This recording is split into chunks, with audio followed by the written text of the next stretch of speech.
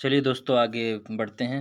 माफ़ कीजिएगा वीडियो बीच में वरना बंद करना पड़ गया था। ठीक है, चलिए क्वेश्चन नंबर 312 करते हैं कि अपरदन की प्रक्रिया में विलेन के द्वारा, विलेन नहीं है ये विलियन है, विलियन सॉल्यूशन जिसे बोलते हैं आप, विलियन के द्वारा, ठीक है, विलियन के द्वारा पदार्थ का अपरदन या रिमूवल क्या कहलाता है। तो विलियन के द्वारा जो कहलाता है वो कहलाता है संक्षारण कहलाता है। क्या कहलाता है? संक्षारण या removal. Okay, option number C right answer हो गया इसका। इसके अलावा सन्निकरण सरण आपको पता होना चाहिए, अपघर्षण आप लोगों को पता होना चाहिए, जैसे कोरोजन हो गया, कोरेजन हो गया। ठीक है, इसके अलावा साल्टेशन क्या होता है, ये सभी प्रोसेस जो है वो आप लोगों को पता होनी चाहिए। तो चलिए क्वेश्चन नंबर 313 देखते हैं। फर्न, फर्न निम्नलिखित में से किससे संबंधित है? फर्न की बात हो रही है, तो फर्न जो है वो हिमनदीय जमाव एवं पुनर्क्रिस्टलीकरण से संबंधित है। किससे संबंधित है? हिमनदीय जमाव से संबंधित है और पुनर्क्रिस्टलीकरण से संबंधित है। Option number B right answer हो गया। क्वेश्चन नंबर 314 देखते हैं। निम्नलिखित में से कौन सा हिम जलीय निक्षेपण का भूरूप नहीं है? निम्नलिखित में से कौन सा हिम जलीय निक्षेपण का भूरूप नहीं है? भूरूप मतलब लैंडफॉर्म नहीं है हिम जलीय निक्षेपण का। तो एस्कर, एस्कर है भाई। ड्रमलिन भी निक्षेपित है, कैम भी निक्षेपित है, बट होम जो है, हॉर्न, ये एक इरोजनल लैंडफॉर्म है, हिमनदीय अपरदनात्मक भू रूप है। ठीक है, option number D right answer हो गया। चलिए क्वेश्चन नंबर 315 देखते हैं। पेटरनॉस्टर लेक की बात हो रही है यहाँ पर। ये क्वेश्चन पूछा हुआ है पहले भी कई एग्जाम्स में, तो पेटरनॉस्टर का आप लोग याद रखिएगा। पेटरनॉस्टर जो बनती है वो बनती है हिमनदीय सोपानों पर। ठीक है, तो किस पर बनती है? हिमनदीय सोपानों पर ये झीलें बनी होती है। सोपान का मतलब ऐसे यहाँ पर ही होती है, ये यहाँ पर। ठीक है, ये हिमनदीय सोपानों पर निर्मित झील होती है जिसे पेटरनॉस्टर झील कहते हैं। चलिए क्वेश्चन नंबर 316 देखते हैं। निक्षेप जन्य यानी डिपोजिशनल लैंडफॉर्म कौन सी है? तो डिपोजिशनल लैंडफॉर्म जो है वो मेष शिला नहीं है, पोल्जे नहीं है, यारडंग नहीं है, जबकि ड्रमलिन, ड्रमलिन क्या है? एक डिपोजिशनल लैंडफॉर्म कही जाती है। ठीक है, भेड़पीठ शिला है बोलते हैं इसे। ठीक है, क्वेश्चन नंबर 317 देखिए। निम्नलिखित में से कौन सुमेलित नहीं है? सुमेलित नहीं है। लेपीज बनते हैं कास्ट स्थलाकृति में। ठीक है भाई। जूजन बनते हैं मरुस्थलीय स्थलाकृति में, ये भी बात है। लटकती घाटी ये हिमानीकृत है। टेफोनी स्थल रूप, ये टेफोनी जो स्थल रूप है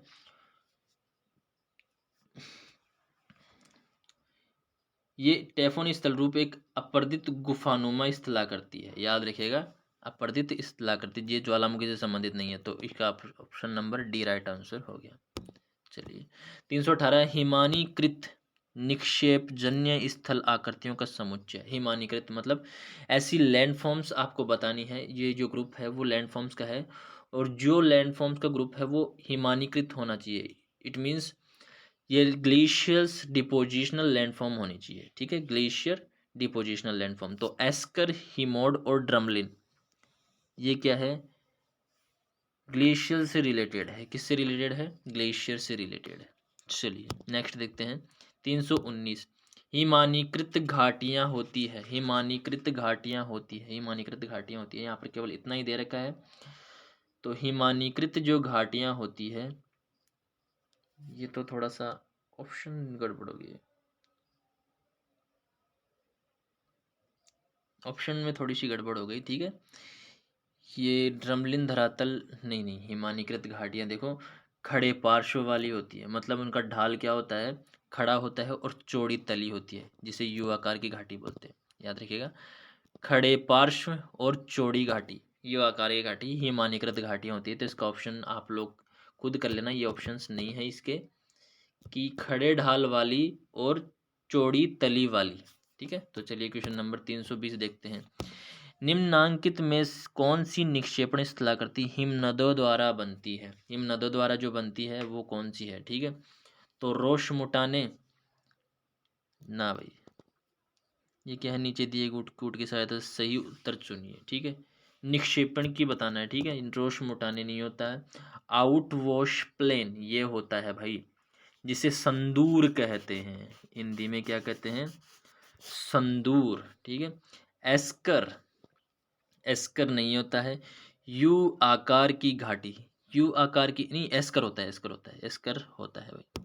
इसका मतलब आउटवॉश प्लेन भी होता है और एस्कर भी होता है। यू आकार की घाटी तो अपर्दित है और ये रोशमुटानी भी अपर्दित है, तो ये दोनों तो गलत हो जाएंगे और 2 और 3 सही हो जाएगा। ऑप्शन नंबर कौन सा हो गया? Option number B right answer हो जाएगा। चलिए क्वेश्चन नंबर 321 देखते हैं कि अरेत वे तीक्ष्ण कटक हैं, तीक्ष्ण कटक, ठीक है, याद रखिएगा, जो निकटवर्ती सड़कों के बीच विकसित होते हैं। ये दे रखा है आप लोगों को, ठीक है, निकटवर्ती सड़कों के बीच विकसित, सही बात है। तो ये कहाँ पर विकसित होते हैं? सड़कों के बीच विकसित होते हैं। पेड़ पीठ से संबंधित नहीं है, ये मोड़ों के बीच नहीं होते, युवाकारी घाटी के बीच में नहीं होते, ठीक है। तो ये ऑप्शन नंबर ए सही हो गया। क्वेश्चन नंबर 322 देखते हैं। यदि किसी वलय में दोनों किनारे समानांतर होने के साथ एक दूसरे के क्षैतिज भी हो, यह किस प्रकार के वलन का उदाहरण होगा? तो ये जो वलन उदाहरण होगा वो शान वलन का उदाहरण होगा। किसका? शान वलन का उदाहरण होगा। चलिए नेक्स्ट देखते हैं क्वेश्चन नंबर 323। जब किसी वलन के फलकों की नति, डिप, ठीक है, डिप की बात हो रही है, एक ही दिशा में और एक ही कोण पर होती है तो उसे क्या कहते हैं? तो इसे कहते हैं आइसोक्लाइन, क्योंकि एक ही दिशा में है और एक ही कोण पर है, तो इसीलिए इसे क्या कहते हैं? आइसोक्लाइनल फोल्ट कहते हैं। चलिए क्वेश्चन नंबर 324 देखते हैं। अपनतिक वलन के नीचे या अभिनति के आधार पर में लेंस का आकार आग्नेय अंतर्वेदन क्या कहलाता है? लेंस का आकार, लेंस के आकार की बात हो रही है, तो ये किसके आकार के होता है? लेंस का आकार आग्नेय अंतर्वेदन क्या कहलाता है? तो इसका जो राइट आंसर होगा वो फैकोलित दे रखा है इसमें। देखो लेपोलित जो होता है वो होता है, लेपोलित मतलब ये सॉरी ऐसे नहीं होता। लेपोलित होता है तश्तरीनुमा, लेकोलित होता है छतरीनुमा, फैकोलित होता है तरंगनुमा और बैथोलित जो होता है वो डोम शेप होता है, ठीक है।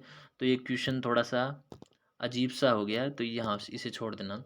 मैंने आप लोगों को बता दिया, चारों की परिभाषा बता दी है। लेपोलित जो होता है तस्तरीनुमा होता है, अवतल ढाल होता है इसका। लेकोलित जो होता है वो छतरीनुमा होता है, उत्तल ढाल होता है इसका। फेकोलित जो होता है वो तरंगनुमा होता है और बैथोलित डोम शेप होता है, ठीक है। चलिए क्वेश्चन नंबर 325 देखते हैं।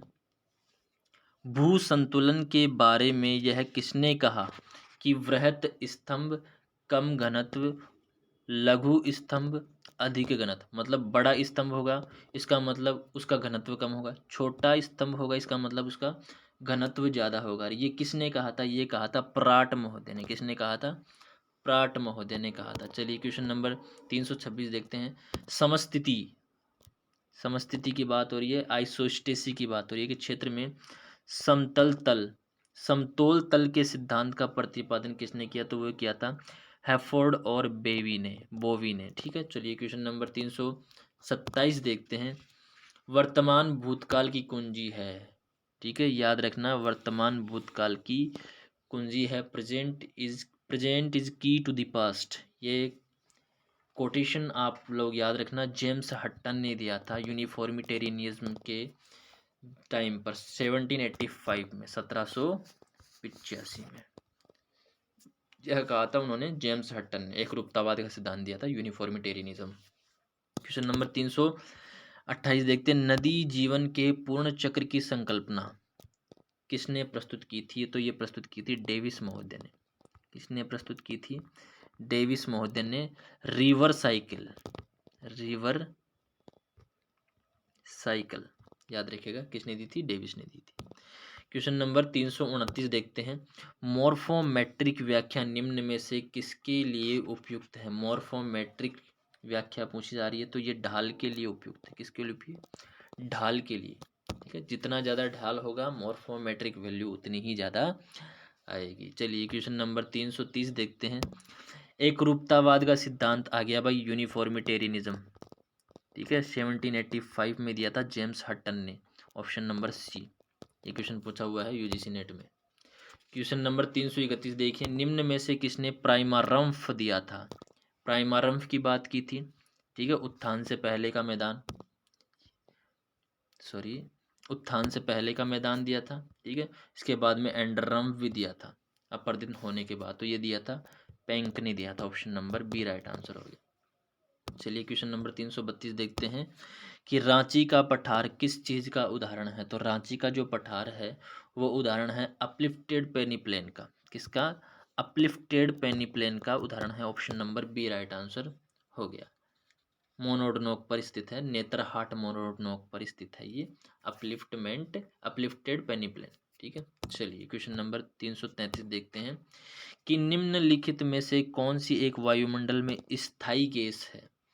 स्थायी गैस कौन सी है? ठीक है, तो स्थायी गैस हो गई नाइट्रोजन। नाइट्रोजन नाम है, तो नाइट्रोजन में ना तो वृद्धि होती है और ना बढ़ोतरी होती है। इसके अलावा कार्बन डाइऑक्साइड में वृद्धि घटाव होता रहता है, ओजोन में होता रहता है, नियोन में होता रहता है। चलिए क्वेश्चन नंबर 334 देखते हैं, समताप मंडल में ओजोन परत का कार्य क्या है? तो ओजोन परत का कार्य है कि भूतल पर पराबैंगनी विकिरण पात को थामना, ठीक है। अल्ट्रावायलेट जो रेडिएशंस हैं जो डायरेक्ट सन से आती है उनको थामना या रोकना, उनसे प्रोटेक्ट करना धरातल को, ठीक है। तो ये प्रोटेक्टिव शील्ड के रूप में काम करती है ozone layer. Option number D right answer हो गया। क्वेश्चन नंबर 335 देखते हैं, कथन और कारण दे रखे हैं। चलिए यहाँ पर मैंने ऑप्शन नहीं दिए हैं, आप लोग ऑप्शन खुद से बनाएंगे। जैसे यहाँ पर दे रखा है कि क्षोभ मंडल तथा समताप मंडल, क्योंकि टाइपिंग में फिर टाइम चला जाता है उसमें, क्षोभ मंडल तथा समताप मंडल के मध्य वायु का सम्मिश्रण कम पाया जाता है। तो यह बात सही है भाई, वायु का सम्मिश्रण कम पाया जाता है। क्यों? क्योंकि क्षोभ मंडल और समताप मंडल के बीच में एक मंडल आता है क्षोभ सीमा, वहाँ पर सभी क्रियाएं सम्मिश्रण रुक जाता है। चलिए क्वेश्चन नंबर रीजन पढ़ते हैं इसका। समताप मंडल बहुल मात्रा में जलवाष्प और धूल कण युक्त होता है। नहीं भाई, जलवाष्प और धूल कण वहाँ पर नहीं होते, वो कहाँ पर मिलते हैं? क्षोभ मंडल में मिलते हैं। इसका मतलब कारण सही नहीं है। इसका मतलब ए सही है। इसका जो सही कथन होगा वो कौन सा होगा कि ए सही है तथा आर गलत है। ऑप्शन नंबर सी इसी प्रकार का आता है, ठीक है। चलिए क्वेश्चन नंबर 336 देखते हैं, जेट स्ट्रीम नामक पवन पट्टी पाई जाती है, अपर मोस्ट ट्रोपोस्फेयर में पाई जाती है, सबसे ऊपरी क्षोभ मंडल में पाई जाती है जेट स्ट्रीम, ठीक है, याद रखिएगा। क्वेश्चन नंबर 336 का राइट आंसर हो गया ऑप्शन नंबर सी हो गया। क्वेश्चन नंबर 337 देखते हैं, वायुमंडल की कौन सी परत पृथ्वी के महासागरों की सतह के संपर्क में है? तो सबको पता है D, option number D right answer हो गया। क्षोभ मंडल जो है वो पृथ्वी में महासागरों के संपर्क में है, सबसे निचली परत जिसे कहते हैं। क्वेश्चन नंबर 338 देखते हैं, वायुमंडल की कौन सी परत दूर संचार प्रणाली के लिए प्रयोग होती है? तो वो आयन मंडल है। कौन सा मंडल है?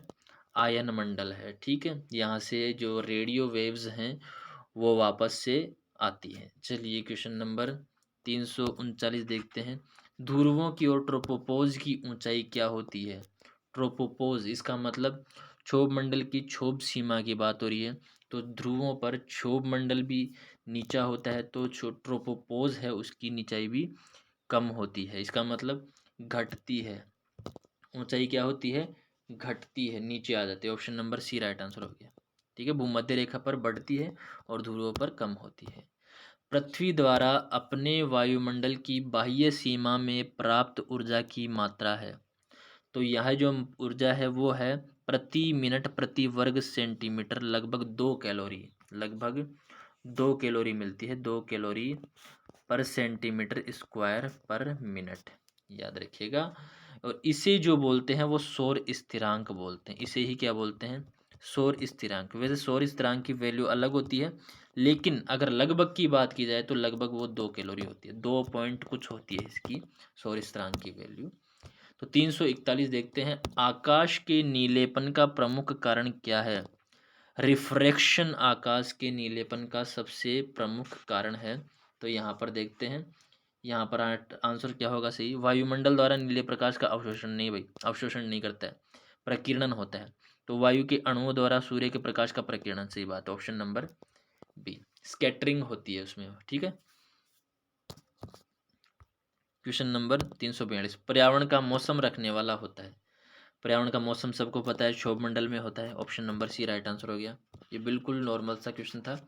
343 देखते हैं कि निम्नलिखित में से कौन सा एल्बिडो से संबंधित है। एल्बिडो से संबंधित संसार शक्ति नहीं, अवशोषित शक्ति नहीं, उत्सर्जन शक्ति नहीं, वापसी की शक्ति है, ठीक है। ऑप्शन नंबर डी, कितना आया प्रकाश और कितना टकरा करके वापस से गया, इसे एल्बिडो कहते हैं। 344 देखते हैं कि निम्नलिखित में से कौन सी दशा सूर्य तप की न्यूनतम मात्रा प्रदान करेगी। तो सूर्य क्षितिज के समीप जब होता है तो उस समय सूर्य की न्यूनतम मात्रा प्राप्त होती है, ठीक है। और जब सूर्य दोपहर में होता है तो सूर्य तप ज़्यादा होता है, लेकिन जब सूर्य क्षितिज पर चला जाता है तो उसकी जो सूर्य तप की मात्रा होती है वो कम प्राप्त होती है, ठीक है। चलिए क्वेश्चन नंबर 345 देखिए, निम्नलिखित में से कौन सी एक सतह अधिकतम एल्बिडो पैदा करती है। तो हिमाच्छादन ऑब्वियस सी बात है, सबल हिमाच्छादन option number A right answer हो गया। अधिकतम की बात हो रही है, ठीक है। Option number A right answer हो गया। चलिए क्वेश्चन नंबर, इसका जो होता है वो 70 से 90% एल्बिडो होता है, ठीक है। क्वेश्चन नंबर 346 देखते हैं, सौर कुंड निम्न में से संयोजन का सहयोग है। सौर कुंड सौर ऊर्जा संग्रहण और ऊष्मा संचयन का संयोग है, ऑप्शन नंबर सहयोग है, option number A right answer हो गया। क्वेश्चन नंबर 43 है, ये तो नॉर्मल क्वेश्चन है, ये जो यूजी के अंदर आप लोगों के चलते हैं, ठीक है। कारक जो सूर्य तप को प्रभावित नहीं करता है, तो सूर्य तप को प्रभावित करने वाला कारक कौन सा नहीं है। तो घूर्णन प्रभावित करता है, शाम होते होते सूर्य तप कम हो जाता है। परिक्रमण प्रभावित करता है, सर्दियाँ गर्मियाँ आती रहती है। सूर्य की किरणों का नतिकोण प्रभावित करता है, लेकिन प्रचलित पवनें सूर्य तप को प्रभावित नहीं करती। हाँ, हो सकता है तापमान को प्रभावित कर दे, लेकिन प्रचलित पवनें सूर्य तप को प्रभावित नहीं करती। Option number D right answer हो गया। क्वेश्चन नंबर 348 है, निचले वायुमंडल के उस भाग को सागर तल से 500 से 1000 जहां पर घर्षण बल प्रभावी होता है क्या कहते हैं, उसे कहते हैं एकमैन स्पाइरल। इसके अनुसार राइट आंसर हो गया, option number A right answer हो गया।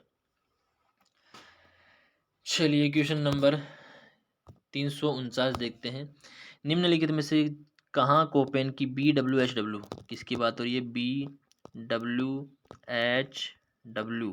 एच का मतलब गर्म मरुस्थल, डब्लू का मतलब मरुस्थल, स्टेपी होता है तो एस आता है, इसका मतलब गर्म मरुस्थल होगा, तो मंगोलिया नहीं है, थार का रेगिस्तान सही है, option number B right answer हो गया, ठीक है। तो क्वेश्चन नंबर 349 का राइट आंसर क्या हो गया, option number B right answer हो गया। चलिए क्वेश्चन नंबर 350 देखते हैं कि निम्नलिखित में से कौन सा थार्नथवेट के जलवायु वर्गीकरण का आधार है। तो वर्षण प्रभाविता और तापीय दक्षता, ठीक है, ये उनके जलवायु वर्गीकरण के आधार थे। तो ये 350 क्वेश्चन हो चुके हैं आप लोगों के सामने, ठीक है। प्रिसिपिटेशन प्रभाविता बोलते हैं इसे, और इसे बोलते हैं तापीय दक्षता, थर्मल एफिशिएंसी, ठीक है। चलिए क्वेश्चन 350 क्वेश्चन हो चुके हैं। तो दोस्तों मिलते हैं नेक्स्ट वीडियो में, तब तक के लिए अपना ध्यान रखिएगा। अगर हमारे चैनल को सब्सक्राइब नहीं किया है तो चैनल को सब्सक्राइब जरूर कर दीजिएगा। जय हिंद।